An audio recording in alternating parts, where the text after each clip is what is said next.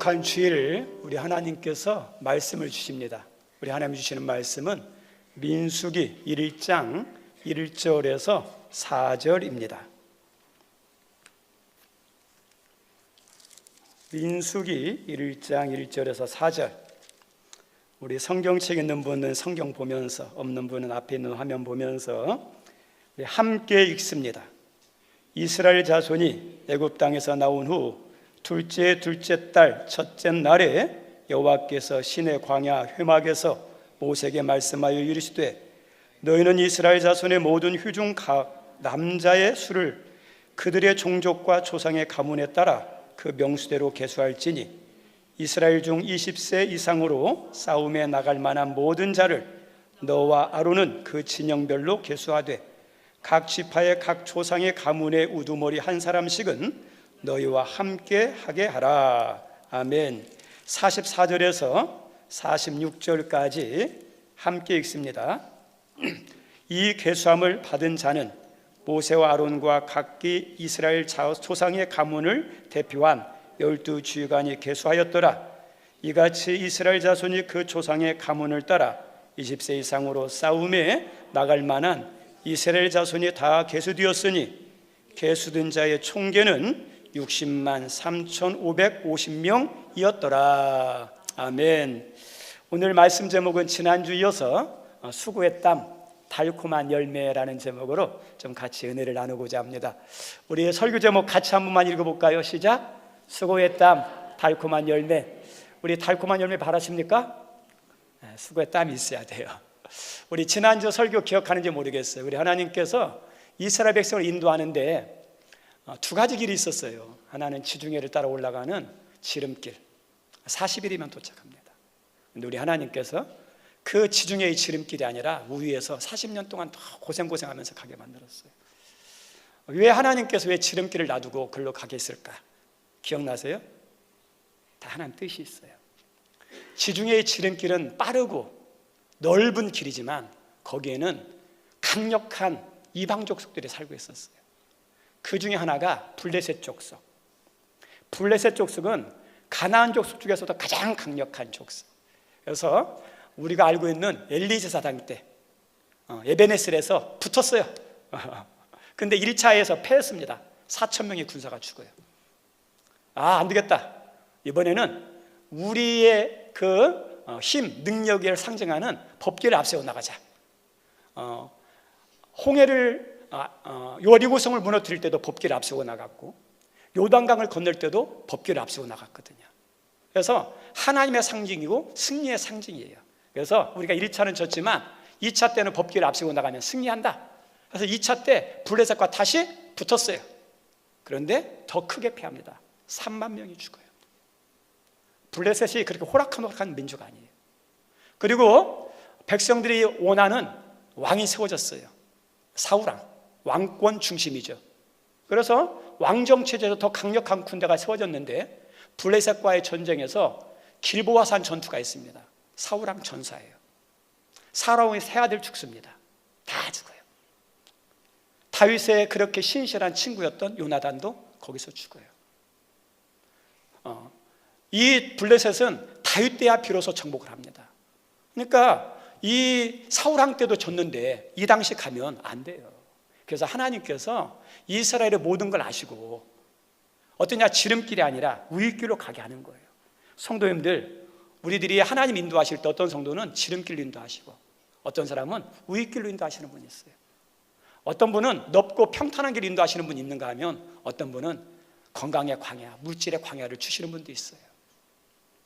지름길이 다 선한 게 아니고 우윗길이 다 나쁜 게 아니에요.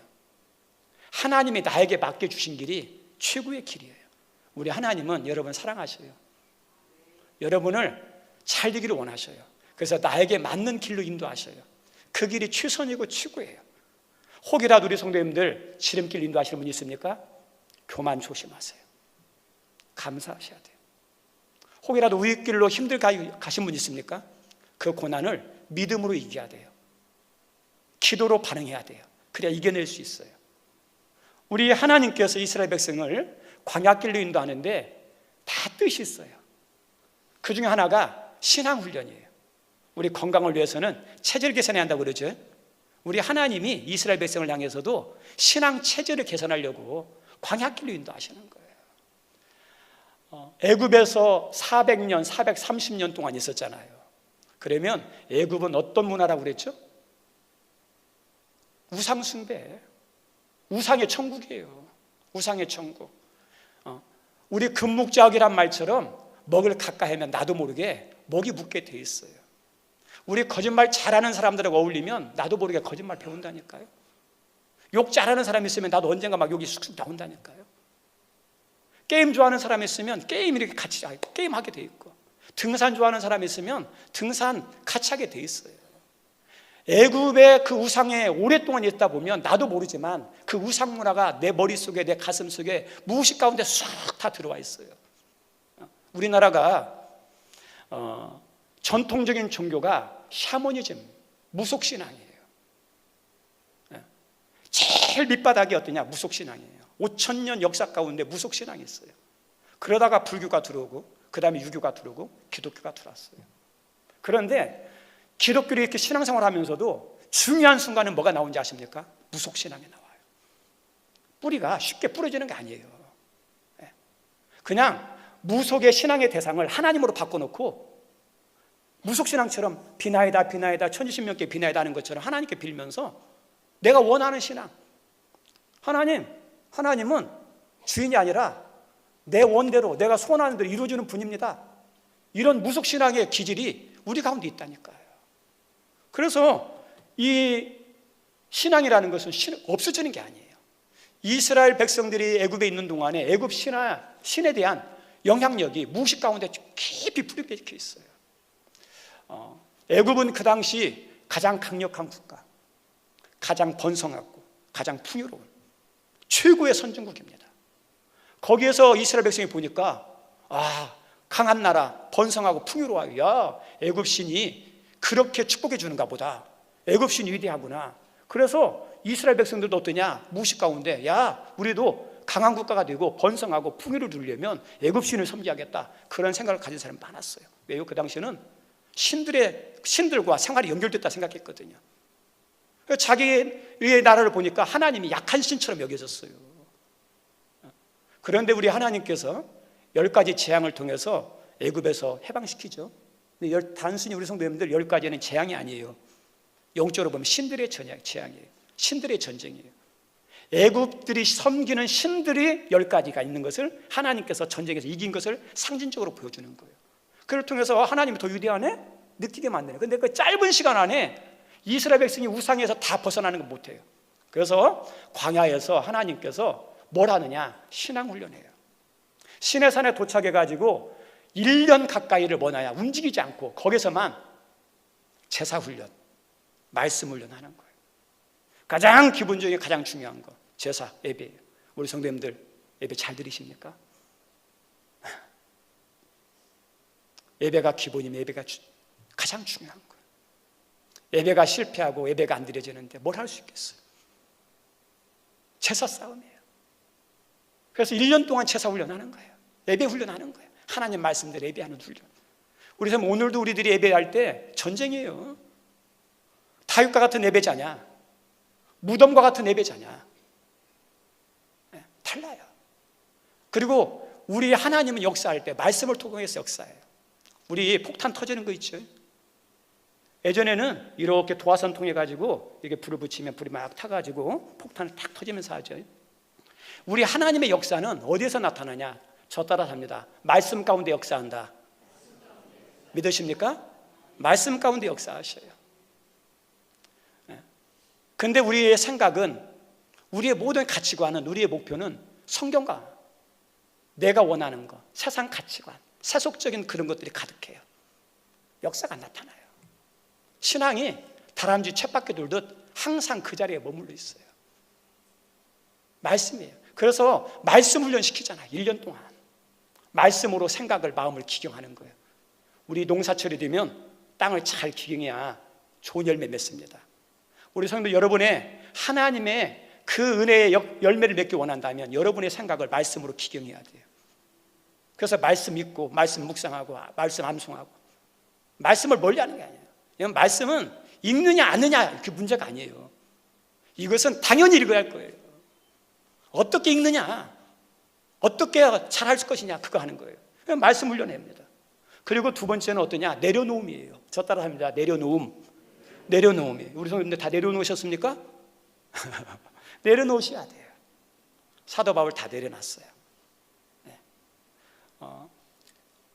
이스라엘 백성이 광야에서 움직일 때 자기 멋대로 움직이지 않았습니다. 낮에는 구름기둥, 밤에는 구름기둥으로 인도해요.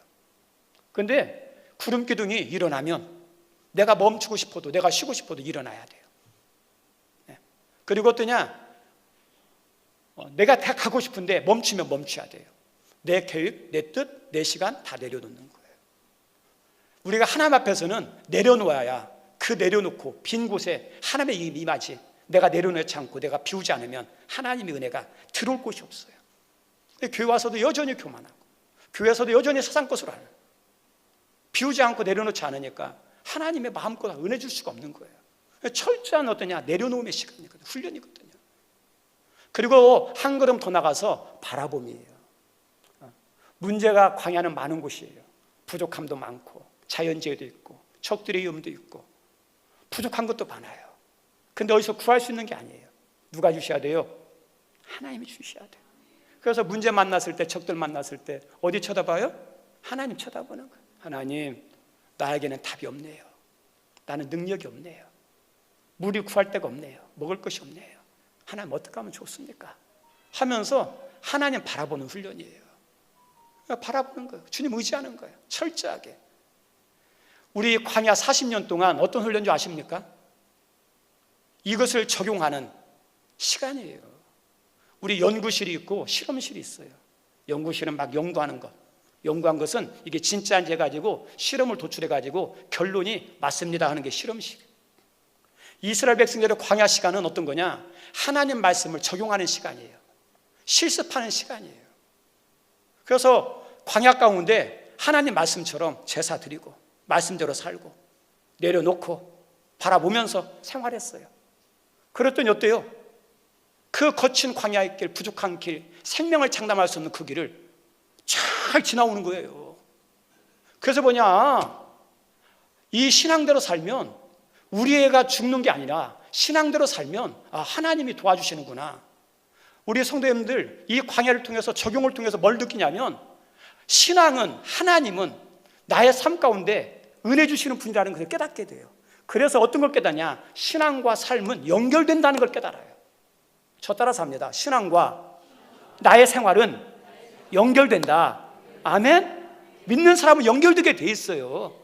그걸 느낀 거야. 하나님의 신앙과 나의 삶은 연결되는구나. 40년 동안 그걸 경험하는 거예요. 제가 지난번에도 잠깐 말씀을 드렸지만 어떤 한 성도님들 카톡에 보니까 그 카톡에 내려놓음이란 책 가운데 있는 한 문구가 딱 적혀 있었어요. 그 문구의 내용이 이거였어요. 내가 자녀들에게 가장 물려주고 싶은 것, 나의 하나님 경험이다. 그것이 딱 들어가 있더라고요. 그냥 얼핏 들어가면 아무것도 아닌 것 같지만 생각해보고 생각해보면 참 중요한 거예요. 우리 부모님의 가장 소원이 뭐죠? 자녀죠. 여러분이 책임져 주면 좋겠지만 여러분이 얼만큼 책임져 주겠어요? 내 이상의 것은 안 나와요. 진짜 우리 자녀들이 잘 되려면 하나님이 책임져 주셔야 돼요. 하나님이. 근데 그 분이 어떠냐?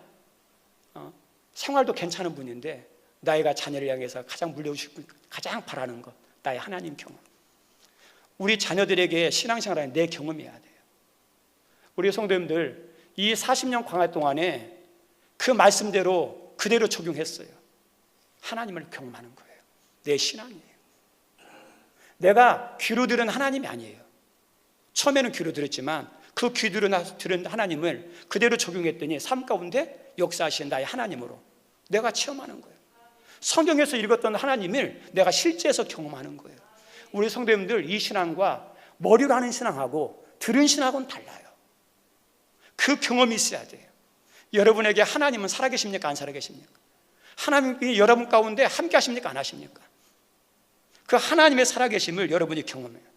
그것은 내 신앙만 바로 세우는 게 아니라 우리 자녀들의 신앙을 세우는 가장 중요한 어떠냐? 기초 같아요. 그래서 내가 만난 하나님 경험이 제일 중요해요. 그래. 그래서 하나님께서 이거 하는 거예요. 신앙 체질을 합니다. 그리고 두 번째 또 하나님께서 체질 개선하는데 어떤 체질이냐? 주인의식이에요. 저 따라서 하겠습니다. 주인의식. 주인의식이에요. 우리 이스라엘 백성들이 애굽에서 종살이했죠. 애굽이 총리를 있을 때는 대우받으며 살았는데 애굽에서 요셉이 죽고 난 다음에 요셉을 알지 못하는 왕이 이렇게 왕으로 세워지면서 노예로 전락해버려요. 약 400년 가까이를 노예합니다. 그러면 노예는 특징이 뭐죠? 주인의식이 없어요. 시키는 것만 해요. 너 왜 이렇게 했냐? 나 책임 없어요. 나는 주인이 시킨 대로 했을 뿐입니다. 이게 뭐예요? 노예의식이에요. 우리 성도님들, 노예의식은 어떠냐면 잘 되는 의식이 아니라 잘못된 의식이에요. 이 노예의식은 망하는 의식이에요. 우리 성도님들 나중에 사업장을 하실 때 사업장에 번창하면서 일꾼을 드릴 때 어떤 일꾼을 드려야 하냐? 노예의식 가지고 있는 사람 하면 안 돼요. 노예의식을 가지고 있는 사람은 시켜도 단순한 것만 시켜야 되고 높이 주면 안 돼요. 우리나라가 더 좋은 나라가 되기 위해서 반드시 고쳐야 할 게 있는데 그게 뭐냐면 주인의식이에요. 개인 것은 소중해요. 개인 것은 잘 관리해요. 그런데 공공의 것은 어떠냐? 함부로 하는 게 있어요. 이게 뭐냐? 공동체 정신, 주인의식이 없다는 거예요. 우리가 차를 타고 가다가도 차 밖으로 막 이렇게 던지는 거 있죠. 그리고 등산을 간다, 낚시를 간다, 그걸 보세요. 혼자 즐겨요. 그리고 어떠냐? 다 버리고 와요. 이게 우리나라, 이게 잘못된 의식이에요. 이게요. 이거 안 고쳐지면 선진국 안 돼요. 3만 불, 4만 불이면 뭐예요? 의식에 병들었는데. 근데 어떤 분들 보면 등산 갔다가 내려오면서 추수면서 와요. 낚시하고 오면서 추수면서 와요. 그 사람들이 어떤 의식이에요? 이 산은 내 것이야. 우리 것이야. 하는 거죠. 그게 주인의식이에요. 주인의식. 우리 성도님들 교회에서도 어떤 성도가 있는 교회가 건강하냐? 주인의식이에요. 어떤 성도는 남의 교회 이야기하듯이 해요. 그런데 어떤 성도는 내 교회처럼 하는 게 있어요. 우리가 버리는 사람 따로 있고 줍는 사람 따로 있는 게 아니잖아요. 다 교회죠. 정말 주인의식을 가지고 있는 성도는 어떠냐? 교회가 문제가 있을 때, 아픔이 있을 때 힘들지만 어떠냐? 내 문제라 여기고 동참하는 게 주인의식을 가지고 있는 성도예요. 그 교회는 어떤 걸 어떻게 될까요? 건강하죠. 그리고 그런 주인의식을 가지고 있을 때 교회 생활이 즐겁고 교회를 통해 주시는 은혜를 받고 무엇이라도 즐겁게 하죠. 그래서 주인의식이 얼마나 중요한지 몰라요. 성도님들, 신앙도 마찬가지입니다. 신앙도 주인의식이 중요해요. 우리 하나님께서 강하게 책망한 신앙이 있어요. 싹군 신앙, 싹군 목자. 중동 지역, 이스라엘 지역, 팔레스타인 지역은 목축업을 해요. 소를 키우고 낙타를 키우고 특별히 양을 많이 키워요. 그러면 양을 키우는데 어떠냐? 많이 있는 사람들은 이렇게 목자를 구해요. 돈 주고. 그러면 이 사람들은 어떠냐면 목자를 기르는데 그 목동일을 할 때 뭐가 오느냐? 맹수들이 와요. 늑대가 온다든지 사자가 올 수 있잖아요. 그러면 잘못하면 자기가 죽어요. 그리고 거기는 도적대가 있어요. 지금이야 국가 경계선이 분명하지만 이 당시 지역은 어떠냐? 국가 경계선이 많지가 않아요. 우리나라 조선시대, 고려시대, 삼국시대 보세요. 저기 고구려 북방 같은 경우는 경계선이 얇다 보니까 몽골이라니 여진족이라니 거란족이라니 금나라라니 막 쳐들어오잖아요. 막 약탈하러. 그러니까 도적대도 많고 그 다음에 어떠냐면 적들도 막 찾아와요. 데려와요. 그러면 어떠냐면 이 싹구 목자는 양을 버리고 도망가 버리는 거예요. 짐승 왔을 때 도망가는 거예요. 그리고 난 다음에 주인에게 이야기하는 거예요. 맹수가 나타나서 늑대가 나타나서 어쩔 수 없이 내가 피하는 것 같다. 그래서 그 늑대가 먹은 거에 증거가 이거다. 짐승이 물려줘가지고 가죽이 벗겨지고 피 있는 걸 흔적 가지고 하면 죄가 용서돼요. 그런데 진짜 목자는 어떠냐면 양들이 맹수에게 막 공격할 때 달려가서 싸우는 거예요. 우리 하나님은 싹군 목자를 싫어해요. 종의식이죠. 책임감 없는 나만 살고자 하는 것. 우리 신약에서 우리 사도 바울이 참 차지하는 신앙과 사역의 비중이 크죠. 그분의 강력한 그 신앙론 가운데 하나가 뭐냐면 나는 그리스도의 종입니다. 종이에요. 근데 이 종하고 책임감 없는 종하고는 달라요. 사도 바울이 말했던 종의 개념은 어떤 거냐? 내가 하나님 앞에서 나는 어떤 존재냐라는 거예요. 나는 주인이 아니라는 거예요. 나는 왕이 아니라는 거예요. 나의 주인은, 주재권은 누구냐? 하나님이 나의 왕이고 나의 주인이고 나의 왕이고 나의 모든 주재권을 가지고 있다는 것을 고백하는 신앙 고백이 나는 종이라는 의식이에요. 그래서 결정권은 누가 있어요? 하나님. 우리 선교단체에서 마지막 단계 가장 중요하게 하는 훈련이 뭐냐? 주재권 훈련이에요. 이 주재권 훈련이 통과되지 않으면 선교단체에서는 간사를 못해요. 주재권은 뭐냐? 나의 주인은 왕은 어떠냐? 하나님입니다. 주재권이면 하나님이 주인이니까 주님이 원하는 대로 하는 거예요. 사도 바울도 마찬가지예요. 그 주재권이에요. 그리고 자기 사역에서는 어떻게 했느냐? 청지기 의식을 가지고 사역했어요. 저 따라서 합니다. 청지기 의식. 청지기 의식이에요. 청지기 의식. 청지기 의식은 주인은 아니에요. 하나님이 맡겨줬어요. 주인이 맡겨줬어요. 근데 내 것처럼 관리해가지고 내가 책임지고 하는 것을 청지기 의식이라고 그러는 거예요. 우리 성도님 여러분 가운데 이 청지기 의식이 중요해요. 근데 이스라엘 백성들은 400년 가까이 노예 생활을 하다 보니까 종의식만 가득한, 노예의식만 가득한, 나 책임 없어, 어떻게 할지를 몰라, 주체적으로 못하는 거예요. 수동적이고 피동적이에요. 우리 성도님들 하나님 나라 백성으로 이제 살아가야 되는데 이 종의식 가지고는 하나님 나라 백성이 될 수가 없어요. 우리는 누군가에 태어나면 우리 부모님과 연결돼요. 내가 어떻게 하냐에 따라서 부모님께 영광이 되기도 하고 수치가 되기도 해요. 이걸 의식을 가지고 있으면 우리 자녀들이 함부로 못해요. 우리 성도님 이스라엘 백성은 이제 누구 백성이죠? 하나님 백성이에요. 하나님 거룩한 나라의 백성이에요. 그런데 종의식 가지고 노예의식 가지고 되겠습니까? 내가 하나님을 대표하는, 내가 하나님 자녀고 하나님 백성인데, 내가 열방을 구원하는 통로인데, 내가 어떠냐? 다른 사람을 축복하는 통로인데 종의식이 안 되잖아요. 그래서 하나님께서 주인의식으로 가르쳐주는 거예요. 우리들이 신앙생활하면서 우리들이 바꿔야 할 것 중 하나가 뭐냐면 주인의식이에요. 하늘나라에, 하나님 나라에 내가 뭐예요? 주인의식 가져야 돼요. 왜요? 하나님과 연결되어 있잖아요. 내가 어떻게 하냐에 따라서 하나님 영광이 되고, 내가 잘못하면 하나님의 영광 가리잖아요. 내가 하나님의 대표에서 다른 사람을 축복하고 다른 사람을 어떠냐? 구원하는 통로가 되잖아요. 그래서 그런 주인의식이 있어야지 노예의식 가지고는 안 돼요. 책임감 가지고.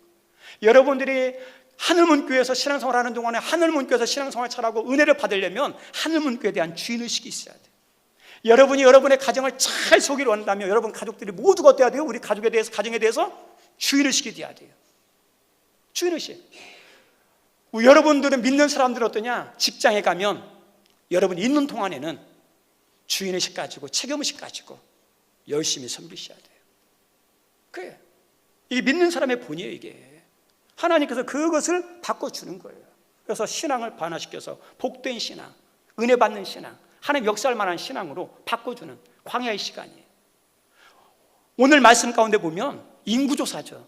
근데 인구조사인데 하나님께서 한 살에서부터 막 다 조사를 하지 않고 20세 이상 남자들만 세라 이렇게 나와요. 그래서 3절 말씀에 보니까 구체적으로 뭐냐면 싸움에 나갈 만한 모든 자, 싸움에 나갈 만한 자예요. 우리 성도님들 싸움에 나갈 만한 자는 존재하는 거예요. 그러니까 싸울 군사를 조사하는 거예요. 싸움을 좋아하는 분은 더 없을 거예요. 네. 그리고 싸움은 좋은 거 아니에요. 가능하면 싸움은 피하는 게 좋아요. 싸움은. 그런데 싸워야 할 때 피하면 안 돼요. 싸워야 할 때는 싸워야 돼요. 그리고 싸워서 승리해야 됩니다. 우리들이 싸워야 할 것 중에 하나가 있어요. 많은 것이 있지만 신앙의 싸움이에요. 그 신앙의 싸움 가운데 하나가 어떤 거냐면 마귀의 싸움이에요. 사람들이 마귀의 싸움하면 이상하게 이야기하고 비현실적인 이야기하고 그 다음에 신앙과 상관없는 것처럼 하죠. 아니요, 중요해요. 우리 하나님께서 너희 마귀를 뭐하라? 대적하라 그랬어요. 마귀는요 어떠냐? 피하면 더 쫓아와요. 마귀는 어떠냐? 싸워야 돼요. 마귀에 대해서는 어떠냐, 인격적으로 대하는 게 아니에요. 아주 강력하게 막 선포하면서 싸워야 돼요. 우리 사순절 기간이죠. 우리 예수님을 판 사람이 누구죠? 가룟 유다죠. 가룟 유다가 팔았는데 돈 욕심 그것도 있어요. 근데 가룟 유다에 누가 들어갔어요? 성경 잘 읽어보세요. 마귀가 들어간 거예요. 마귀가 그냥 보이지 않으니까 나하고 상관없는 것 같죠? 아니에요. 사울왕도 사단이 들어갔다고 그랬어요. 가룟 유다도 사단이 들어갔다고 그랬어요. 마귀는요, 보이지 않지만 마귀가 역사하면 사람이 필요해요.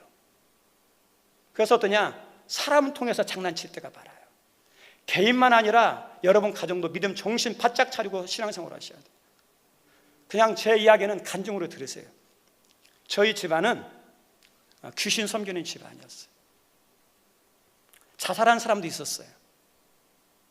그리고 사고도 많고 질병도 많고. 그리고 저희 아버지도 일하다가 지붕에서 떨어져서 다치기도 하고 중풍 들기도 하고. 형들이 많다 보니까 많은 문제도 있지만 당연히 살다 보면 문제 많겠죠. 근데 저희 어머니가 나름대로도 기도하시는 분이거든요. 나름대로 기도하신다고 하시는 분이었고, 근데 기도하는데 하나님이 그러더래요. 야, 이게 단순히 현상적인 문제인 것 같냐? 아니야, 너희 집안 정신 차려야 돼. 마귀 장난이야 하면서 그거 알려주는 거예요. 그래서 그냥 그것 때문에 어떠냐, 더 기도하신 거예요. 어느 날 이제 어머니가 일과를 마치고 작정기도, 이제 새벽은 항상 나가시는데 저녁에 이제 가서 철야기도 하려고 이렇게 갔어요. 그래서 이제 철야기도 하고 이제 또 새벽 예배 드려야 하잖아요. 좀 눈을 붙여야 되는데 피곤하니까 저희 교회에 노인들이 연세 드신 전도사님이 있었어요. 혼자 사시는. 교회 옆에 사택이 있어요. 친하거든요. 서로 통하니까. 그래서 전도사님 늦은 12시가 넘어가지고 좀 쉬고 새벽 예배 나가고 싶습니다. 들어와 자라고. 그래서 거기서 전도사님 옆에서 자고 있는 거예요. 자고 있는데 어떠냐, 갑자기 문이 열리면서 한 여자가 탁 들어오는 거예요. 근데 알고 봤더니 저희 집안에서 자살한 그 여자예요. 그 여자가 어떠냐면, 니년 때문에 내가 이 가족 다 이렇게 망하게 하려고 그랬는데 니년 때문에 막 공격하더래요.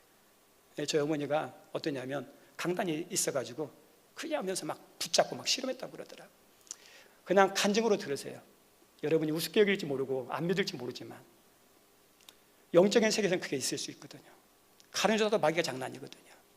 우리 성도님들, 마귀는요, 귀신의 장난은 싸워서 이겨야 돼요. 지면 어떠냐, 나만 아니에요, 가족도예요. 그래서 더 믿음의 선한 싸움을 싸운 거예요. 우리 싸워야 할 대상 가운데 하나가 뭐냐면 나예요다. 신앙의 적이 나예다. 우리 세상에서 잘된 사람, 자신 이긴 사람이에요.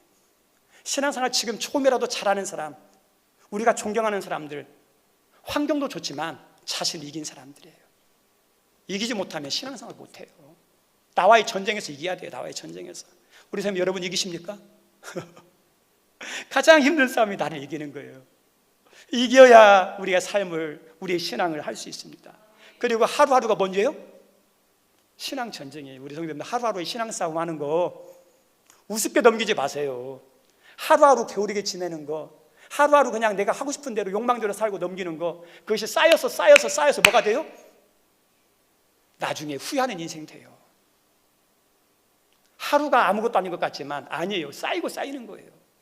우리 다윗이 골리앗 앞에 나가서 담대하게 싸워서 나갔어요. 너는 창과 단창을 의지하여 나가지만 나는 만군의 여호와 하나님 의지하여 나간다. 우리 성도님들이 다윗이 그 순간에 확 생긴 믿음인 줄 아세요? 성경 말씀 잘 읽어보세요. 다윗이 목동으로 있을 때 이 양들을 막 해치는 늑대가 나타나고 사자가 나타났을 때 싸웠거든요. 그때 담대하게 싸웠던 그 믿음의 경험, 은혜의 경험, 승리의 경험이 거대한 골리앗 앞에서도 물러서지 않는 담대한 믿음이 나가는 거예요. 그래서 우리 하나님이 뭐냐, 그 목동으로서의 승리의 삶이 골리앗 앞에서 승리하는 삶이 연결돼요. 우리가 하루하루 아무것도 아닌 것 같지만 다 연결되게 되어 있어요. 하나님은 목동으로 충성했던 다윗을 이스라엘 민족을 다스리는 왕이 되게 만들거든요. 그래서 오늘 하루하루 신앙생활하는 거 우리 성도님들 이기셔야 돼요. 지금이 어떤 절기죠? 사순절이에요. 사순절 잘 지키십니까? 우리 사순절 5주째 같아요. 사순절은 중요한 절기예요. 좋은 절기예요. 나쁜 절기는 안 해도 되지만 좋은 절기는 계속 유지하는 게 좋아요. 근데 사순절은 어떤 거냐면 우리 예수님이 우리를 위해서 이 땅에 오시고 고난받고 죽으신 걸 기념하는 거잖아요. 예, 기념하는 거잖아요. 근데 처음에는 개별적으로 교회적으로 지켰다가 325년 니케아 때 공식적으로 했어요.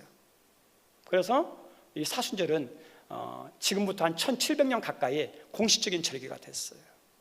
그래서 이 절기를 잘 향하면 신앙이 유익해요. 우리가 학생들 가운데 친구들 가운데 보면 방학을 어떻게 하냐 보내냐에 따라서 실력이 달라진 애들이 있어요. 학교 생활 어떻게 하냐에 어떠죠? 인생이 달라져요. 사순절도 마찬가지예요. 어떻게 지내냐에 따라서 신앙이 달라져요. 우리 예수님께서 이 시대를 무엇에 피할고 하면서 너희를 향하여 피를 불어도 너희가 춤추지 않고 우리가 곡하여도 너희가 울지 아니하는 것 같다. 어떠냐면 춤추지 않고 곡하지 않는다는 거예요. 우리는 어떠냐? 좋은 일 기뻐하는 일은 같이 마음껏 박수하고 축하해주고 힘들고 괴로운 사람이 있으면 함께 울어주고 그 다음에 위로가 되어주는 사람이 되어야 돼요. 이게 뭐냐? 주님이 원하는 신앙이고 이것이 따뜻하고 아름다운 세상을 만들어가는 첫걸음이에요. 근데 사순절은 우리 예수님이 고난받은 시간이잖아요. 먹고 마시고 피를 불고 춤추는 시간이 아니에요. 주님의 고난을 묵상하면서 그 주님의 고난에 조금이라도 동참하는 것, 그 시간이 사순절이에요. 그렇게 우리가 보내야 우리의 신앙이 회복이 돼요. 선교사님들 가운데 가장 신앙의 위기가 있대요. 뭐가 부족한 것, 물질이 부족한 것, 사역에 막 방해하는 것, 적대자들, 그것이 중요하지 않대요. 은혜가 안 돼. 은혜가 없으면 문제 때문이 아니에요. 은혜가 있으면 이겨요. 은혜가 메마른 게 힘들대요. 은혜가 메마른 게. 은혜만 있으면 이겨내는 거. 우리 성도님들 여러분 힘드세요? 은혜 있으면 이겨낼 수 있어요. 은혜가 중요해요. 그런데 그 은혜 가운데 가장 중요한 게 뭐냐면 십자가의 은혜거든요. 십자가의 사랑이거든요. 선교사역 하다 보면 현타가 와요. 우리 성도님들 선교사님들 쉽지는 않아요. 딱 하는데 오랫동안 하는데도 어떠냐? 너무 힘든 거예요. 내가 왜 이 영말리 이 낯설은 땅에 내가 왜 와 있지? 내가 왜 이렇게 고생해야지? 그리고 어떠냐? 내가 왜 이렇게 섬겨야지? 우리가 이렇게 섬기면 거기 막 선교의 결실이 막 맺을 것 같죠? 아니에요. 이용해 먹는 사람 많아요. 떠나가는 사람 많아요. 열매 없는 거 많아요. 내가 이렇게 이 사람들을 섬기는데 아무 열매도 없으면서 내가 이용당하면서 내가 배만당하면서 내가 계속 이들을 섬겨야 될까? 현타가 와요. 그래서 어떠냐? 선교사역도 내려놓고 이제 돌아가야 할까? 그런 생각이 들 때가 있어요. 우리 성도 여러분도 신앙생활 하면서 현타 안 오나요? 내가 왜 주일에 이렇게 와야 돼? 내가 왜 예배 드려야 돼? 내 시간 드리고 내 물질 드리고 내가 정성 들여서 왜 이렇게까지 섬겨야 돼? 그런 거 혹시 없으신가요? 우리 성도님들 많은 문제 요인이 있지만 가장 큰 문제 요인이 뭔지 아세요? 십자가 은혜가 멈춰서 그래요. 선교사님들이 그런 현타가 왔을 때 그 가장 중요한 답은 어디냐? 십자가예요. 십자가에 가서 엎드리면서 다시 한번 하나님이 우리 예수님이 이 땅에 오신 거지 나를 위해서 오셨지. 나를 위해서 죽으셨지. 그 사랑을 내가 이렇게 받았는데 그 사랑의 주님이 기뻐하시는 일이고 그 사랑의 하나님이 나를 보내신 일이니까 하면서 거기서도 어떻게 뭐가 나와요? 회복이 되는 거예요. 다시 가서 하는 거예요. 우리 믿는 사람들도 신앙도 마찬가지예요. 이것이 메마르면 다 짜증나요. 다 힘들어요. 우리 은혜에 있는 사람하고 은혜 없는 사람하고 반드시 차이가 나요. 은혜 없는 사람하고 은혜 있는 사람 달라요. 믿는 게 다르고 섬기는 게 달라요. 우리 신앙의 위기, 교회 위기라고 그러는데 저는 개인적으로 볼 때 많은 위기 가운데 하나가 뭐냐? 이 십자가 은혜가 목회자든 교회든 성도들든 많이 변질되고 식어지고 있어요. 이게 문제예요. 이게. 저도 돌아보면 그렇고 성도들의 신앙도 마찬가지고. 네. 저희 어렸을 때 우물이 있었는데 우물을 오래 쓰다 보면 더러워져요. 그리고 우물물이 잘 안 나와요. 그러면 이제 이렇게, 이게 이수도가 아니에요. 이전에 있었던 우물 있잖아요. 이렇게 파가지고 하는 거. 그러면 거기에 사람이 들어가서 어떠냐면 물을 다 퍼내요. 그리고 거기에 물샘이 있어요. 청소하고 물샘을 다시 이렇게 막힌 걸 열어줘가지고 하면 물이 깨끗해지고 물이 팍 차러와요. 우리 사순절 기간 어떤 기간인 줄 아세요? 우리의 신앙에 오염되고 막혔던 우리 생명의 근원, 신앙의 가장 본질, 십자가의 그 은혜가, 그 사랑이 막혔던 것, 더러워진 것을 다시 회복해야 우리의 신앙이 다시 건강해져요. 사순절에 여러분들이 그렇게 회복하는 은혜가 있기를 바랍니다. 말씀 마치고자 합니다. 이스라엘 백성들은 이제 가나안에 들어가서 약속의 땅을 차지해야 되는데 싸워야 돼요. 만약 싸우지 않으면 이 가나안 땅은 약속의 땅이지 내 땅이 아니에요. 싸워야 되고 싸워서 승리해야 돼요. 우리 성도님의 영적인 원리도 똑같습니다. 신앙 공짜 없어요. 은혜 공짜 없어요. 그리고 하나님이 나와 우리 가정해 주시는 축복도 공짜 없어요. 갈렙처럼 이산지를 달라고 하는 것처럼 싸워야 하나님 주신 약속을 내가 받을 수 있어요. 이제 2025년 4월 첫째 주예요. 여러분의 신앙 한번 돌아보면서 내가 신앙생활 잘하고 있습니까?